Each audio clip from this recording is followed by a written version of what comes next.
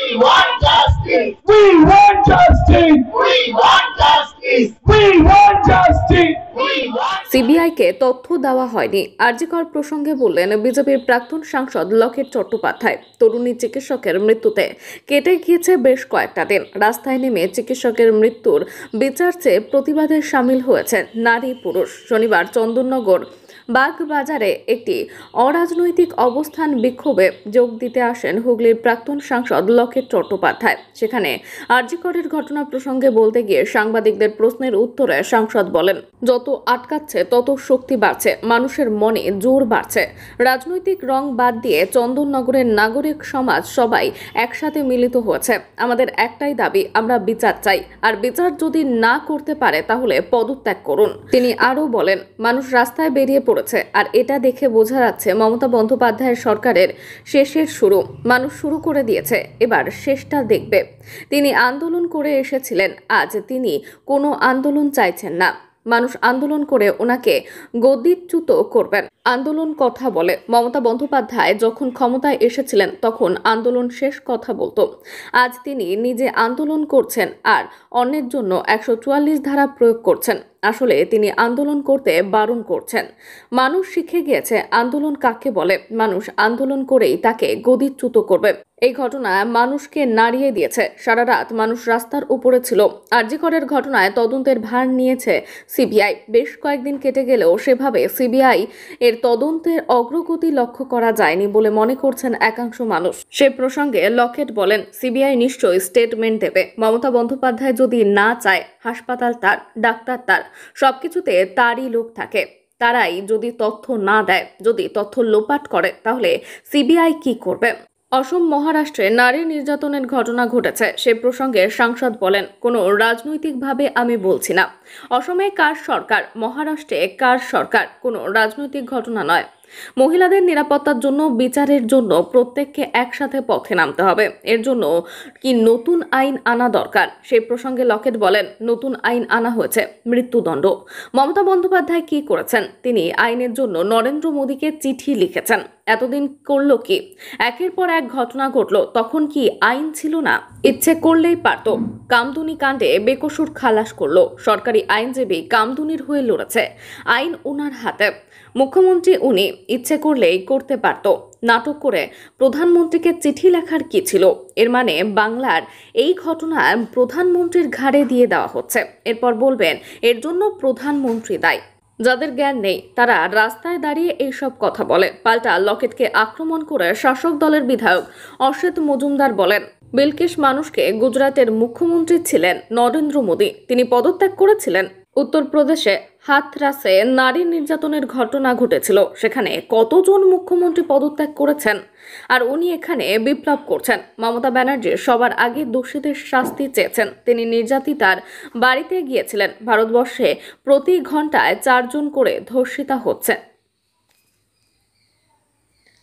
ভারতবর্ষে প্রতি ঘন্টায় 4 জন করে ধর্ষিতা হচ্ছেন। 10 দিনে 900 জন ধর্ষিতা হচ্ছেন। দিনে 90টা ধর্ষণ হচ্ছে। লকেট তিনি সেখানে যান না, মুখ্যমন্ত্রীর পদত্যাগের দাবি করান। এমনি এমনি হত্যা নয়, এটা রাজনৈতিক হত্যা, রাজনৈতিক নারকীয় হত্যা। আজকে ওনার বাড়িতে হয়েছে, কালকে আপনার বাড়িতে হতে পারে। আর এই সরকার ব্যর্থ সরকার। এই সরকার ছোট ছোট স্কুলের ছেলেমেয়েরা যদি আজকে বিচার চাই বলে রাস্তায় নামছে, তারা দিদি ভাইয়ের বিচার চাই, দিদির বিচার চাই, যাই বলে না কেন, ছোট ছোট স্কুলে, তার জন্য ফতোয়া জারি করেছে। দুটো স্কুলকে শুনছিলাম আজকের খবরের কাগজ, আজকের চ্যানেলে দেখছিলাম যে তাদেরকে বলছে যে বাচ্চাদেরকে এই করা যাবে না। কেন? বলছে বাচ্চারা পড়াশোনা করবে, বাচ্চারা এইসব বিচার চাইবে কেন? পড়াশোনা করে লাভ কি? পড়াশোনা করে তো এই অবস্থা। তাহলে পড়াশোনা করে লাভ কি? পড়াশোনার দরকার নেই, আগে বিচার চাই। বাচ্চাদের সেটা মনে জাগাতে হবে যে অন্যায় যে করেছে তার আগে যদি বিচার দিতে পারে, সেই তাহলে প্রকৃত মানুষ তৈরি হবে। পুঁথিগত বই পড়ে কিন্তু কিছু হবে না, বই মুখস্থ করে হবে না। আগে মানুষের মতো মানুষ হতে গেলে বাচ্চাদেরও মানসিকতাকে চেঞ্জ করবার জন্য বাচ্চাদেরকেও বলতে হবে এত বড় একটা দুর্ঘটনা ঘটেছে, এত বড় একটা নৃশংস ঘটনা ঘটেছে, তাদেরকে বিচার চাইতে হবে। স্কুলে এগুলো শেখানো উচিত। আর উনি স্কুলে এগুলো বন্ধ করতে চাইছেন। ভাবুন কিরকম তালিবানি শাসন চলছে। আমরা প্রত্যেককে বলবো যে যারা যারা রাজনৈতিক রংকে ভয় পান না, প্রত্যেকে শিক্ষক শিক্ষিকা, তারা অভিভাবকরা, তারা বাচ্চারা, তারা নামুন তাদের আগামী প্রজন্মকে, নিজের বাচ্চাকে শেখাতে কোনটা খারাপ কোনটা ভালো সেটা শিখুক, কোনটার বিচার চাই কোনটার বিচার চাই না তাদেরকে এখন থেকে শেখাতে হবে, রাস্তায় নামাতে হবে, নাহলে এরা এরকম ভাবেই মুখ বন্ধ করে ভয় দেখিয়ে রেখে দেবে। সেই জন্য সকলকে বলবো, আমরা বিভিন্ন জায়গায়, আমরা কলকাতার আশেপাশে আমরা নানা ধরনের আমরা আন্দোলন আমাদের চলছে, আগামী দিনেও চলবে।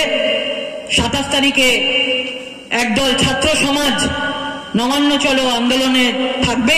সবাইকে বলবো কোন রাজনৈতিক রং দেখা নেই, হ্যাঁ আমরা রাজনৈতিক জায়গায় আছি, আমরা নিশ্চয়ই আমাদের কর্তব্য পালন করব। তার মানে এই নয় যে অন্য লোক যারা অরাজনৈতিক ভাবে আছে আমরা তাদের সাথে নেই, সবসময় তাদের সাথে আছি, তাদের সাথে সবসময় থাকবো। একটাই থাকবে, একটাই কিছু থাকবে, আমাদের যাই হয়ে যাক পশ্চিমবাংলায় আমাদের প্রত্যেকের জন্ম, আমরা চাইবো আমাদের বাচ্চাগুলোর যেন ভবিষ্যৎ ভালো হয়।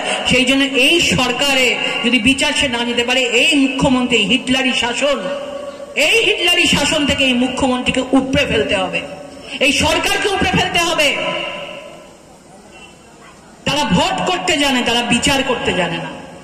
এই সরকার ভোটের জন্য আসে, ভোট লুট কি করে করতে হয়, ভোট কি করে কিনতে হয় সেটা জানে, কিন্তু বিচার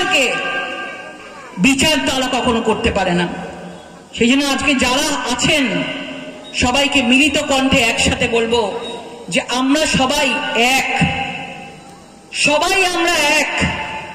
রাজনৈতিক মতামত আলাদা থাকতে পারেও, কিন্তু প্রত্যেকে আমরা আগে মানুষ, তারপরে আমরা যে যার রাজনৈতিক মতামতে আমরা বিশ্বাস করি। সেই জন্য বিচারের জন্য আমরা সবাই পথে থাকব এবং এই আন্দোলন চলবে, এই আন্দোলন চাই। আমি 5 বছর এখানে সাংসদ ছিলাম, আমি চাই প্রত্যেকটা ঘরে ঘরে এই আন্দোলন চালু হোক এবং এই আন্দোলনটা রাজনৈতিক রং ছাড়াই চালু হোক।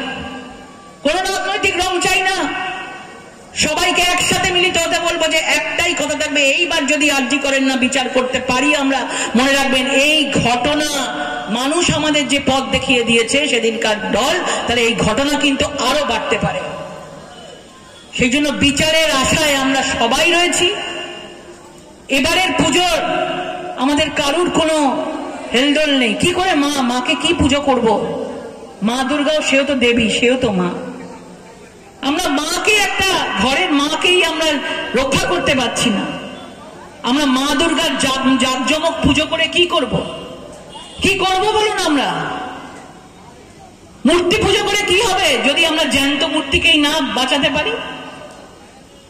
সুতরাং জ্যান্ত মূর্তিকে, জ্যান্ত মাকে বাঁচাতে গেলে আজকে জাঁকজমক না করে আমরা বিচারের জন্য থাকবো।